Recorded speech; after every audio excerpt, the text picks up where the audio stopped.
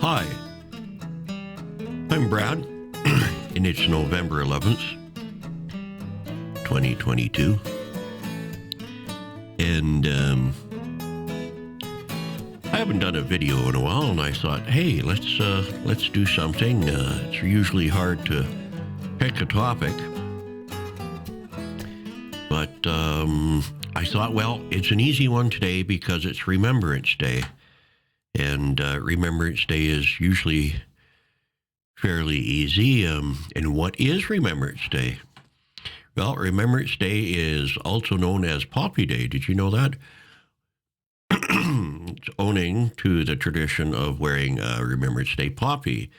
It's a Memorial Day observation in Commonwealth member states since the end of the First World War to honor armed force members who have died in the line of duty, following a tradition inaugurated by King George V in 1919. The day is also marked by war remembrances in many non-Commonwealth countries. In most countries, Remembrance Day is observed on the 11th of November to recall the end of First World War hostilities, which formally ended on the 11th hour of the 11th day of the 11th month in 1918. Isn't that interesting? And so one of the other things that I kind of like to talk about, since, it's hard to pick a topic, of course, is the Canadian weather. Personally, I would really like some of this Alberta global warming. It would be nice to get some warm weather in Alberta, that is for sure. So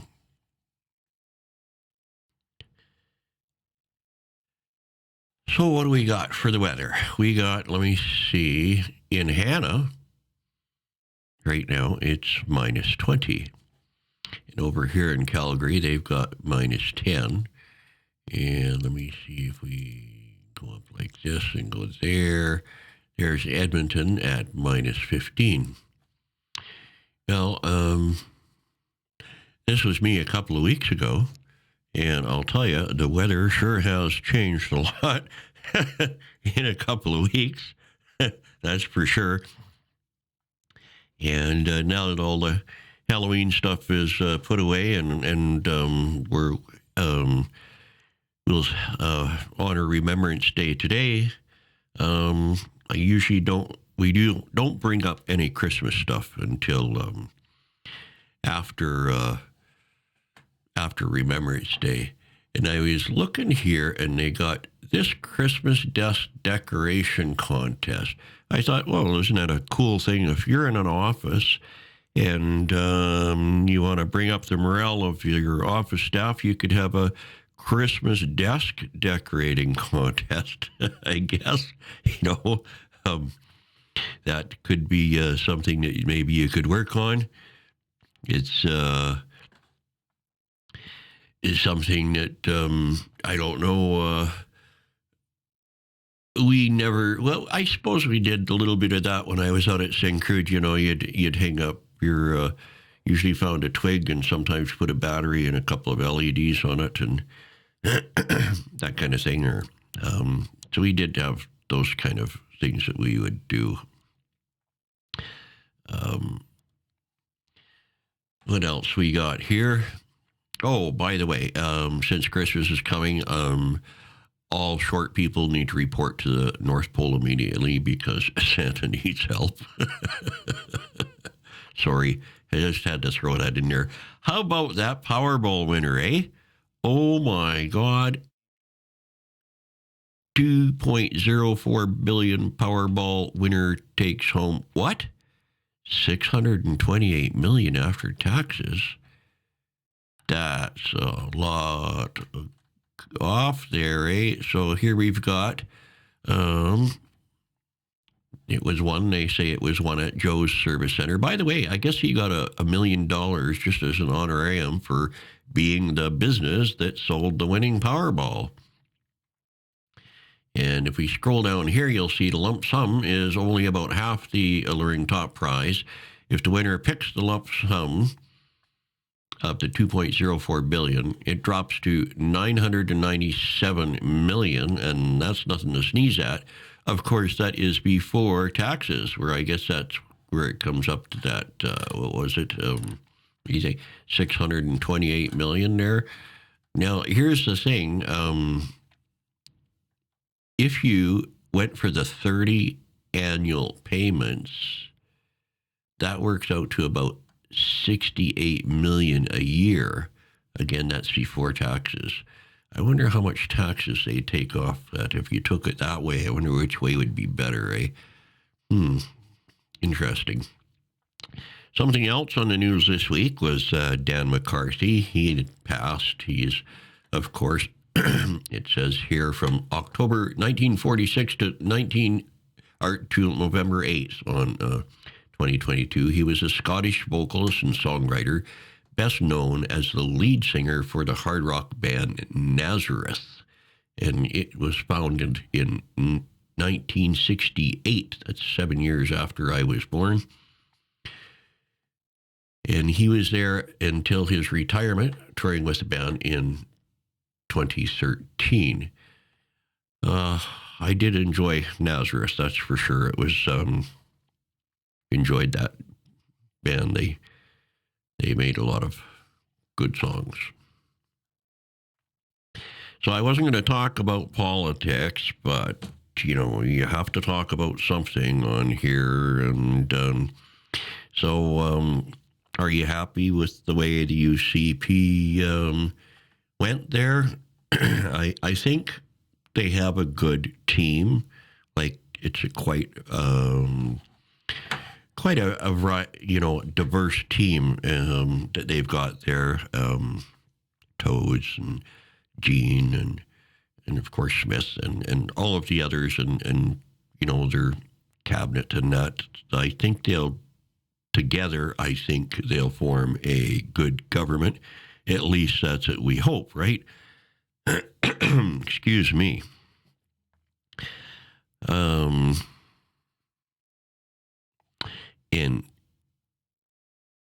one of the other things here that I noticed when I was on their site was it says, news release, Notley must answer critical questions following Dang's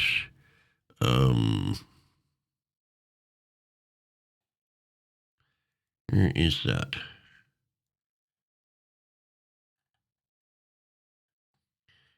I'll have to read it like this. Here we are. Thomas Dang finally accepted his guilt in a NDP vaccine hacking scandal. Let me see, can I make that a little bit larger here so that you can see it? Hacking scandal. The time is now for NDP leader Rachel Notley to come clean about her role in the ordeal. Former police officer and chief government whip Brad Rutherford said today Dang pleaded guilty today to running millions of illegal searches using the personal information of a conservative political opponent. But important questions remain about the role Notley and her senior staff played in Dang's effort to obtain the private health records of Albertans. So that's something else you might want to read about. Again, I doubt if she is innocent, like most of our politicians. When something comes to light, they're usually not innocent. Before that, Notley denied knowing anything about Dan's hacking activities until his home was raided by RCMP in December. She even appointed him as her democracy and ethics critic. Isn't that an oxymoron? Well, it's kind of interesting. So the other things, I guess, in politics would be the U.S. midterms. Here we're showing that the Senate is pretty much tied. They need 51 to win the Senate. So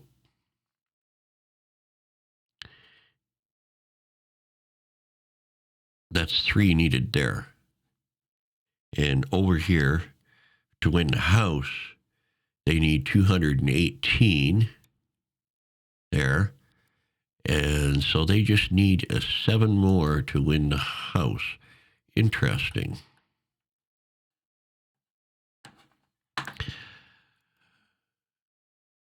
Well, I'm going to wind the video down, but I think we should mention Remembrance Day one more time. And what are the top 10 Remembrance Day songs? Of course, this is a top country, topcountry.ca that had this. And we've got Standing Strong and True for tomorrow. Let me see, got Brothers by Dean Brody, Traveling Soldier, Dixie Chicks, Just a Dream, Carrie Underwood, Letters from Home, John Michael, I Want You to Live, George Canyon. If You're Reading This, Tim McCraw, I Miss You, Riding with Private Malone. That's what I kind of remember. Sleeping with the Telephone, and Remembrance Day is like I read, to remember those that fought for our freedom and gave the largest sacrifice.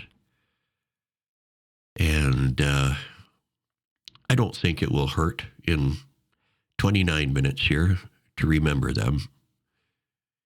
And I think that's important. You can play your favorite Remembrance Day song from the top 10 if you want there. And observe a minute of silence at 11 o'clock. I think that's something. And after 11 o'clock, I think maybe I'll be doing my remembering of what I need to do after that, and that is go out and shovel some snow. Yeah, that's probably going to look like me here, right? And enjoy your Canadian weather. I wish it was warmer.